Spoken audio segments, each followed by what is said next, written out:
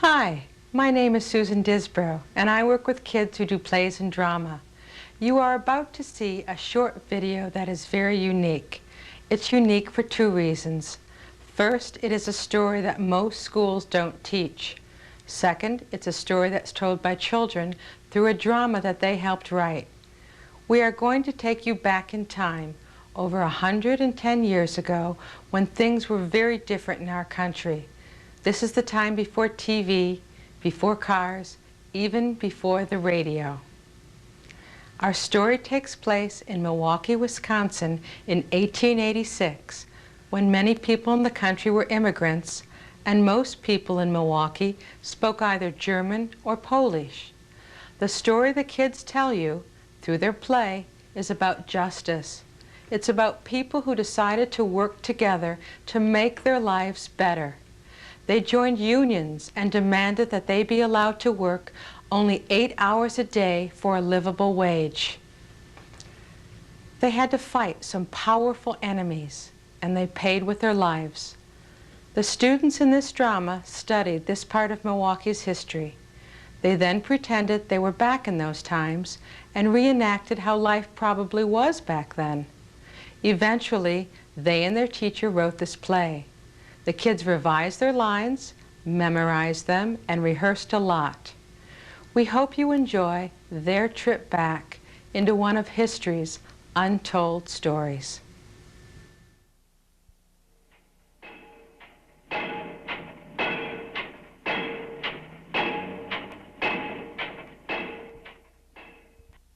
Milwaukee, 1886. There was a big problem in our city. The people who work in bakeries, factories, and rail yards make less than $12 a week, working 10 to 14 hours a day, including Saturdays. This is not enough money to feed and clothe their families. And they don't have hardly any time to spend with their families either. The people in Milwaukee just didn't sit around and complain. They decided to do something, to demand the 8 hours a day for 10 hours pay. And it wasn't only in Milwaukee that this was happening. Workers everywhere, in Chicago, New York, Ohio, and lots of other places, were demanding the 8-hour day. Our first scene opens in the typical Milwaukee factory in late April 1886.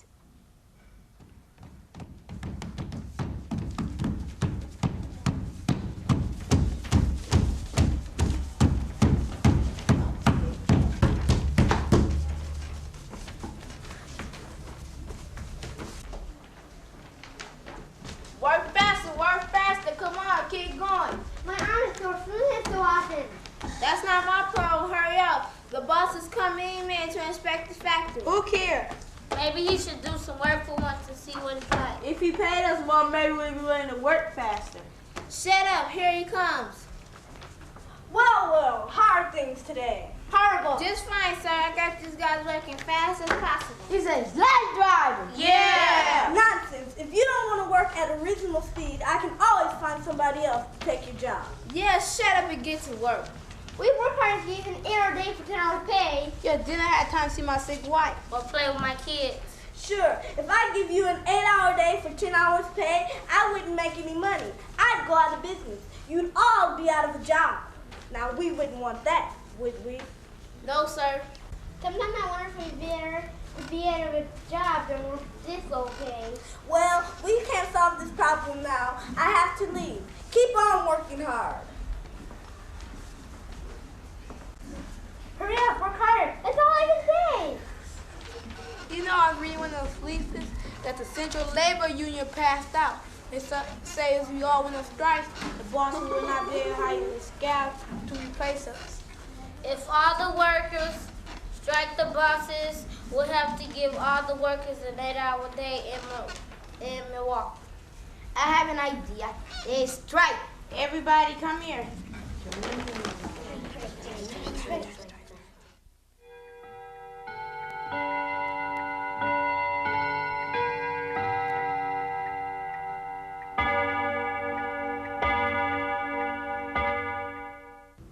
During April and early May, thousands of working people held meetings and rallies to demand the 8-hour day. 50 granted the 8-hour day to all the employees. and many other workers who demanded and wanted the 8-hour day in small factories around Milwaukee. The 8-hour day was the talk of the town. Our next scene opens at supper time in the family of Fred and Mary Orgenheimer.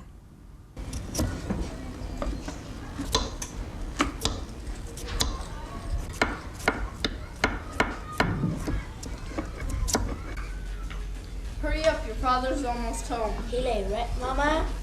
He's hardly ever home. He works 14 hours every day. Everyone come sit down. I got bad news. What's wrong? I got fired. Why? We had an argument with the boss, and after he left, I organized everyone. I gathered everyone for a strike. You did what? I stood up for my rights. I'm sick and tired of being treated like an animal. But how are we going to get enough money to feed our family? I can get a job. I could sell newspapers. That'd barely be enough money to feed your own self. I could shine shoes. That's a nice idea, Billy, but it won't help enough. Well, no one at the factory is going to be getting any money because after the boss fired me, all the workers decided to go on strikes here in Milwaukee.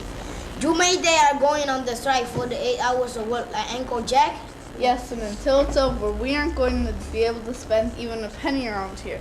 It's hard enough to buy food when your father is working. I've heard talk of a big parade and rally on Sunday. I think we should all be ready to go. Yep, I heard long ago if working people don't stick together, they don't get anything. Can I go, please? I want to go too. We'll all go. They expect thousands of people to be there.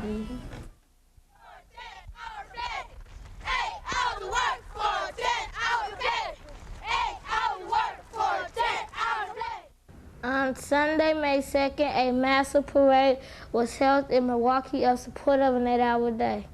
Over 2,500 people marched in the parade, and that's 10 times many as people marched and cheered them on. At the end of the parade, the crowd picnicked at the Milwaukee Guardians and listened to people's speeches.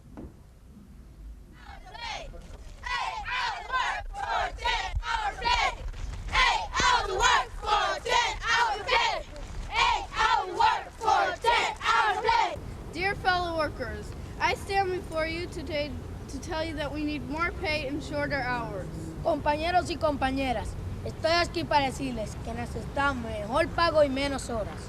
Will we let ourselves starve? ¡No! ¿Permitimos que muramos de hambre? No! Should we have to come home so late and so tired at night that we never see our families? ¡No! ¿Permitimos que llegamos tan cansados y tan tarde que nunca veramos nuestras familias? No! So let's get together and go on strike. Yes! Strike! Pues rebánanos y vayamos en huelga. Sí, ¡viva la huelga! We want more pay and shorter hours.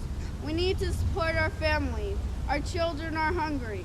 Queremos mejor pago y menos horas. Necesitamos apoyar a nuestras familias. Nuestros hijos tienen hambre. I tell you, we all need to go on strike. Les digo, debemos estar en huelga. 8 hours of work for 10 hours of pay. 8 hours of work for 10 hours of pay.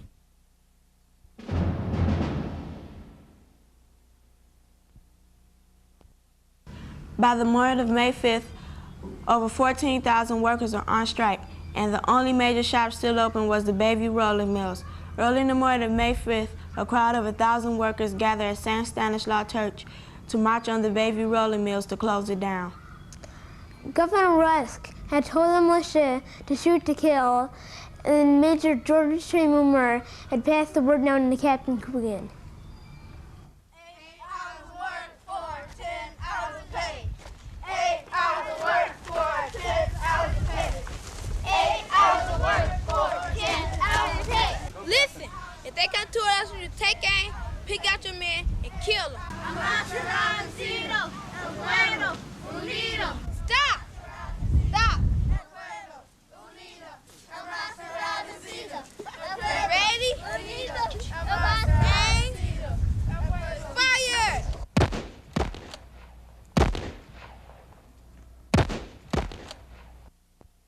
Seven people were killed in the massacre, including a 12-year-old boy and a man feeding chickens in his yard.